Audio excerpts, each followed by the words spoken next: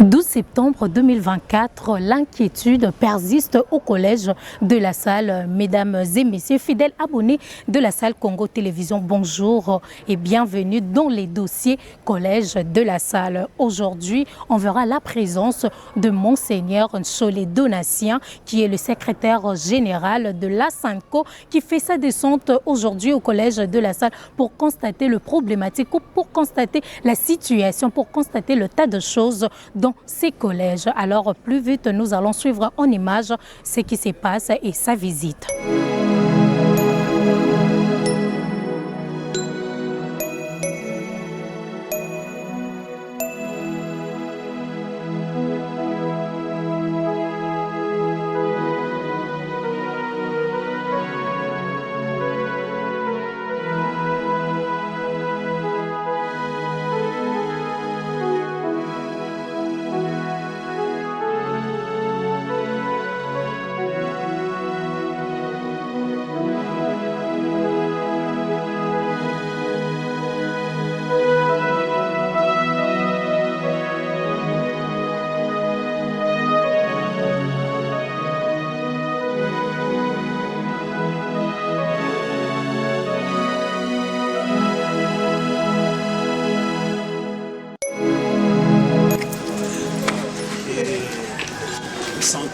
Sentez les bétons, ça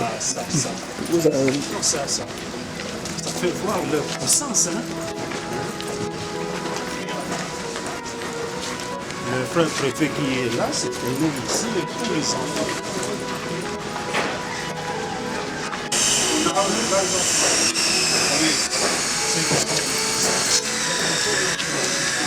Ça, c'est déjà les choses. Le prof qu'ils ont mis ici pour eux là-bas. C'était l'idée. Voilà. Mais lui, ça pour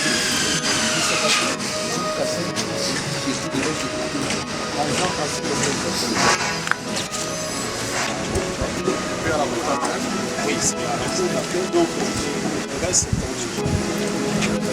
c'est pour pour l'instant, vous avez gagné le poste. Vous êtes avec la cour d'appel. Maintenant, vous êtes à la cour d'appel.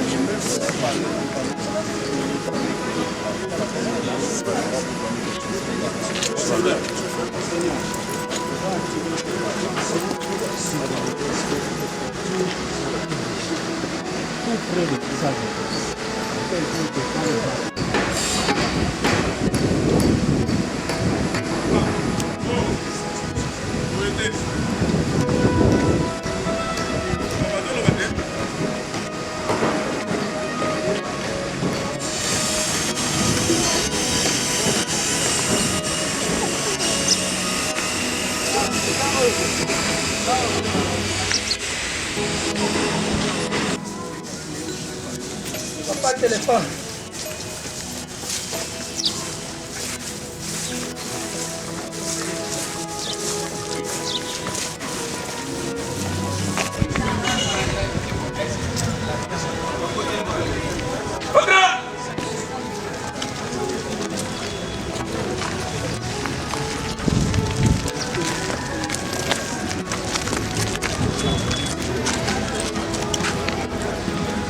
Ça sont des entrepôts. Nous, on a des super larges. Bien dans les on les a plutôt ça. Mais ça, c'était un terrain de foot. Ça, c'était un terrain de foot. Monseigneur, venez voir.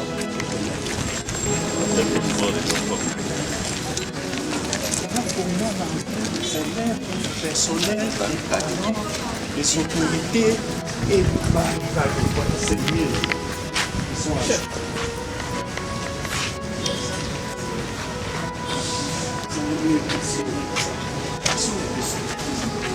Toutes les autorités qui viennent ici.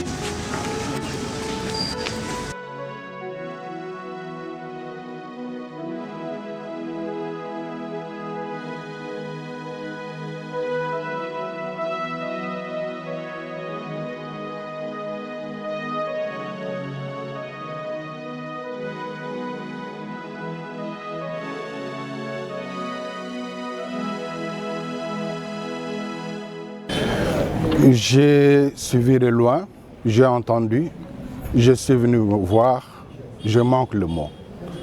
Tellement que je suis profondément choqué de ce que j'observe.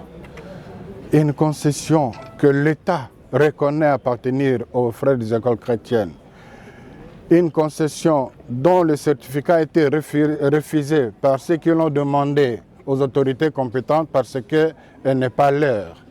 Une concession de 5 hectares, aujourd'hui réduite à 1 hectare par la barbarie, et ce qui est plus grave, la barbarie des intellectuels. C'est très grave. C'est très grave ce que j'ai vu ici. On a barré la route, l'entrée principale des élèves qui sont toujours passés par là. Je manque de mots. Dans le mur mitoyen est une salle de classe. Quand on enseigne, toutes les odeurs, toutes les causeries du restaurant plutôt, les élèves entendent. On a coupé les câbles de l'électricité, de l'eau. On a détruit le fosse septique des élèves. Nous sommes dans la capitale. Et cela, le plus grave, c'est qu'on est allé en justice. Le tribunal de grande instance a décidé de suspendre les travaux avant de dire le droit. Ils sont allés à la cour d'appel. La cour d'appel a confirmé la décision. Mais quelqu'un ou une coterie de gens se croient au-dessus de la loi et de manière, je ne sais comment, s'obtiennent des agents de l'ordre officiel pour intimider, Non, mes amis, ne me parlez pas de l'état de droit par rapport à ce que je vois ici, s'il vous plaît. Ne me parlez pas de l'état de droit. Je suis content que le vice-ministre de l'Éducation est venu ici. J'ai parlé avec lui. Il est lui aussi profondément choqué.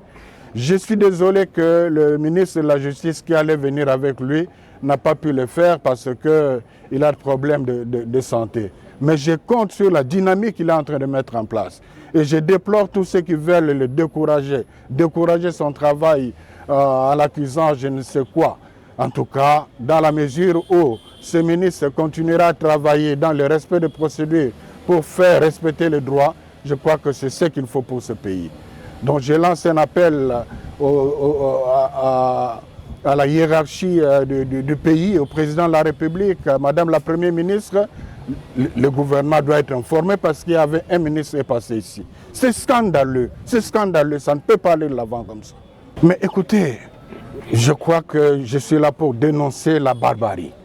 Et même si l'école appartenait à l'État, même si la loi dit que le sous-sol appartient à l'État, quand il y a un besoin d'un intérêt supérieur, il y a des procédures à suivre, mais pas la barbarie. La barbarie ne peut pas être érigée en mode de gouvernance, s'il vous plaît. Donc ça doit changer, on doit trouver une solution. Et sachez que le pouvoir n'est pas éternel. Donc aujourd'hui, s'il y a des complices, parce que, et ce que j'ai oublié, dans cette concession, il n'y a pas que l'école de l'État. Vous avez des supermarchés, vous avez des entrepôts, vous avez un business qui se développe dedans. Et il y a des généraux, des gens qui s'interfèrent. Mais on est où? Le pouvoir passera. Un jour, s'il y a des complices à ce niveau-là, il y aura un jour aussi d'autres personnes qui vont rétablir la loi. Mais nous voulons que ce soit maintenant parce que c'est une des aspirations du président de la République d'établir l'état de loi. Je crois j'encourage cette vision des choses. Je sais que si lui-même, comme individu, est informé, il va regretter ce que nous observons ici. Aux parents, j'exprime toute ma... J'ai des larmes aux yeux. Les enfants ne peuvent pas étudier dans ce contexte ici. Mais qui perd? Et j'ai entendu justement dans le contexte de ce dossier, quelqu'un faire une déclaration comme quoi l'Église catholique a de grandes concessions partout et ne paye pas de taxes, c'est tout. Mais écoutez, qui sont les bénéficiaires de tous ces espaces? Ce sont des espaces pour créer des supermarchés? Ce sont des espaces pour créer des entrepôts de business? Non, je crois quelque part, on est en train de déconner sérieusement.